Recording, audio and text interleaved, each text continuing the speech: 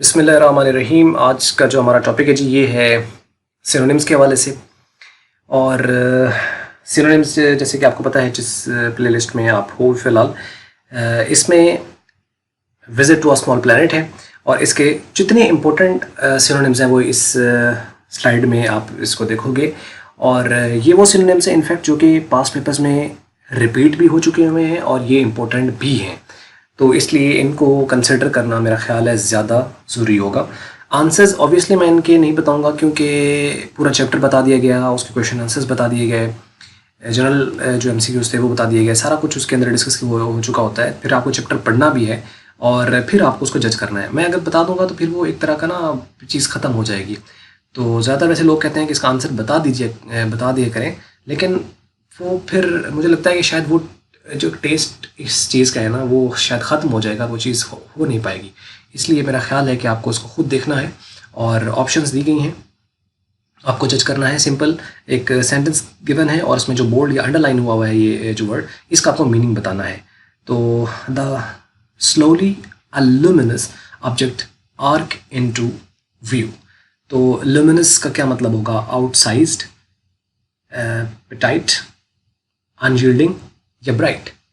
तो इनमें से जो सही ऑप्शन है वो आपको इसमें से देखना है कि वो ये है, ये है, ये है या ये है।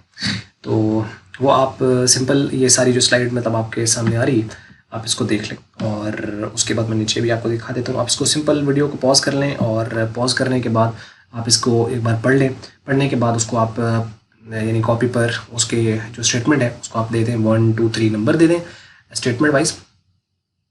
और उसके बाद ABCD ऑप्शन जो भी, यानी अगर उसकी A ऑप्शन ठीक है तो आप 1 के सामने लाइन लगा के लिखते हैं कि इसकी A ऑप्शन ठीक है, इसकी B ऑप्शन ठीक है या C या D कौन सी ऑप्शन ठीक है। इस तरह की पूरी लिस्ट जो है वो आप करके और कमेंट्स में आप उसको ऐड कर दें। और जैसे ही आप उसको ऐड करेंगे तो उससे क्या होगा कि वो चेक हो पाएंगे या सही आंसर आपको मिल पाएगा और ऐसे आपका भी वो यानी अंदाज़ा हो जाएगा कि कौन सी चीज़ कितनी है। मीन्स कि जैसे अगर आप ये करना चाहो, ये टोटली आप पर डिपेंड करता है, मैंने तो कहना ही है।